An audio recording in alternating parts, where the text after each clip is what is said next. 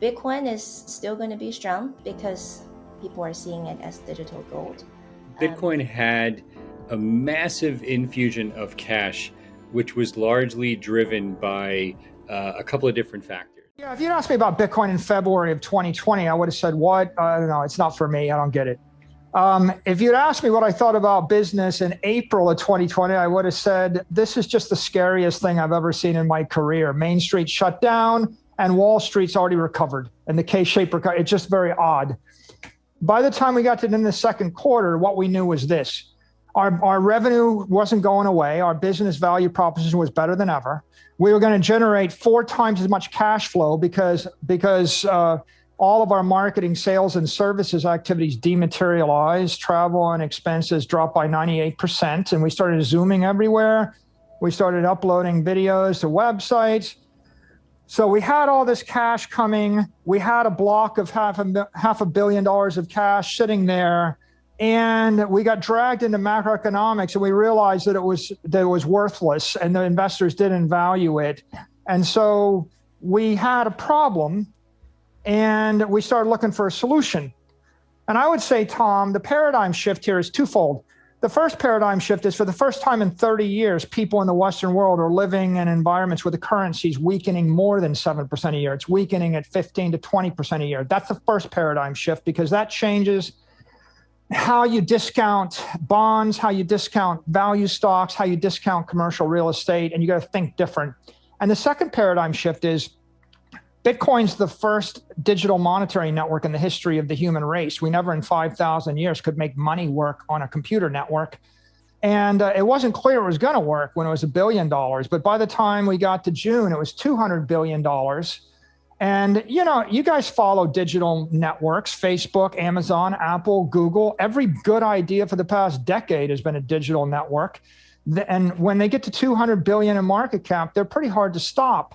So our conclusion was, this is like Facebook for money or YouTube for money. And we jumped on it. Today, it's $1 trillion digital network. It's the fastest growth to $1 trillion of any network in the history of the world. It took 12 years. Google took 22 years. Amazon took 24 years. Apple took 42 years. Microsoft took 44 years. Those are the only firms that have ever done it. Bitcoin has done it. And so the paradigm shift is digital monetary network, a solution to everybody's problem, and COVID lockdowns, everybody's got a problem. You put those two things together, you have to think different. And that's why we did what we did. We're not crazy. The point is, it's the world's first digital treasury asset. There's $100 trillion worth of treasury assets that are negative yielding debt or zero yielding debt or cash. And that's like, in essence, minus 15% real yield.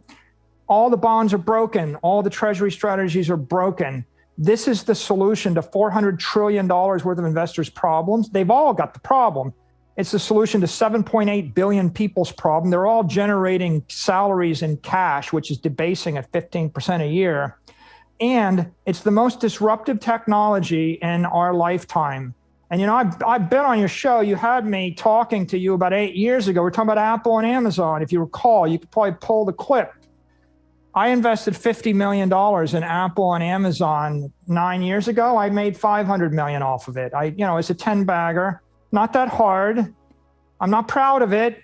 All I did was buy these digital networks when 99% of the people didn't agree with me, when they were unstoppable, and I waited. And I swore to myself, if I ever saw another one, I wouldn't just do it personally. I would put my company into it. So we ran into the biggest crisis of our career in 2020. I had $500 million in capital. I saw a digital network, which I think is 100 times better than Google or Facebook. It's Facebook for money. Well, the most important thing to know is that although people call it a cryptocurrency, it's not. It's a crypto asset. Money has two flavors. It's got the medium of exchange currency element, and it's got the store of value asset element.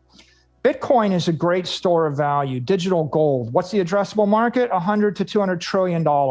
Half of all the stuff that floats around the system is store of value. People just want to keep their money forever.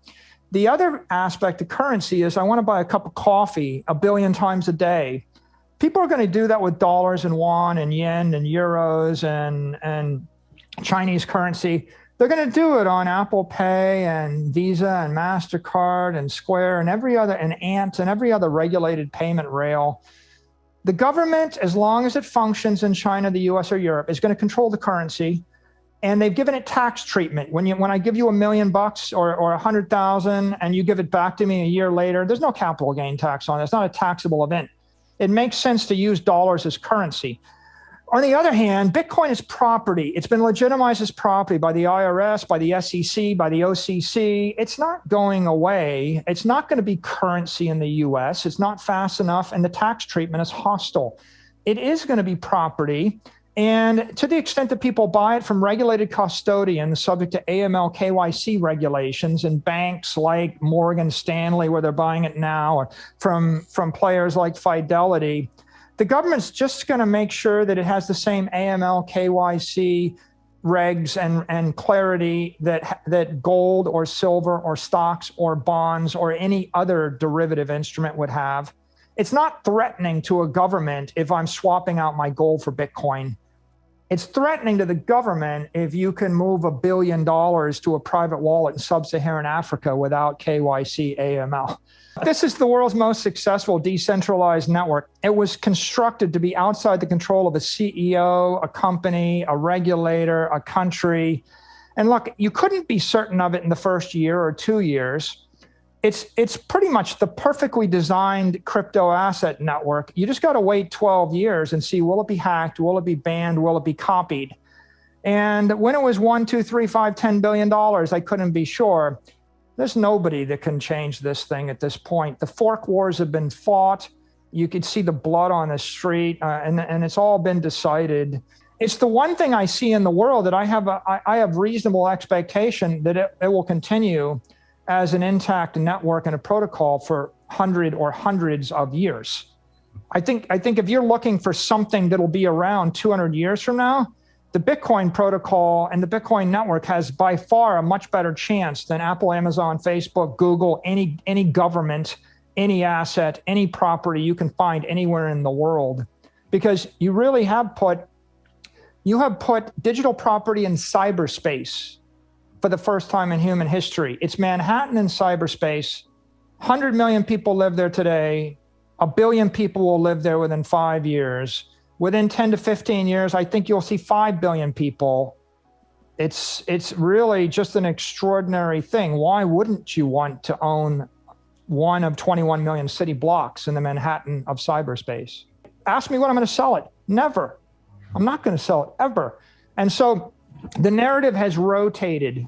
Long-term institutional deep pockets, and the asset class has matured. And of course, the law of large numbers say a $1 trillion entity has more inertia to it than a $100 billion entity. And what do I expect to happen? I expect it will grow aggressively toward gold, and it will flip gold, and then it will demonetize gold and subsume gold. And probably it'll be first $10 trillion and gold is 10 trillion. Then it'll be 20 trillion and gold will be 5 trillion or 4. And gold will eventually become an ornamental metal. Bitcoin is going to suck the monetary energy off of negative yielding bonds. Tom, I ran a survey on my Twitter. I got 65,000 responses 2 days ago. I asked people, where did the money come from you used to buy Bitcoin? 49% is stocks, 20% is gold, 10% is bonds, 19% is property. Basically, stocks are going to be negative yielding if you're value stocks because they can't keep up with the rate of monetary expansion. Everybody knows bonds are destroyed. Ray Dalio just told the world they're all negative yielding. By the way, he thinks they're negative yielding versus CPI. The real point is they're negative yielding versus the cost of capital or the rate of the monetary supply expansion, which is like 15 to 25% a year. They're screaming value destroyers. So I think that Bitcoin goes to 10 trillion and it goes as fast as it can, and then it grows 50, 60% a year toward 100 trillion. Bitcoin is the world's best treasury asset. It's like 100x bigger than the next thing. The risk is 1,000 times less than the next thing. The addressable market is 100 times bigger than it is right now. It's its own thing. Everything else in the crypto universe is venture capital.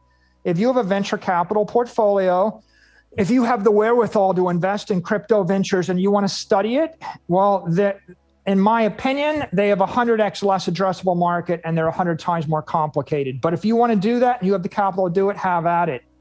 If what you want to do is just buy a bar of digital gold and wait, I mean, Bitcoin is better gold than gold on a big tech network, right? It's just, you just buy a bunch and you wait.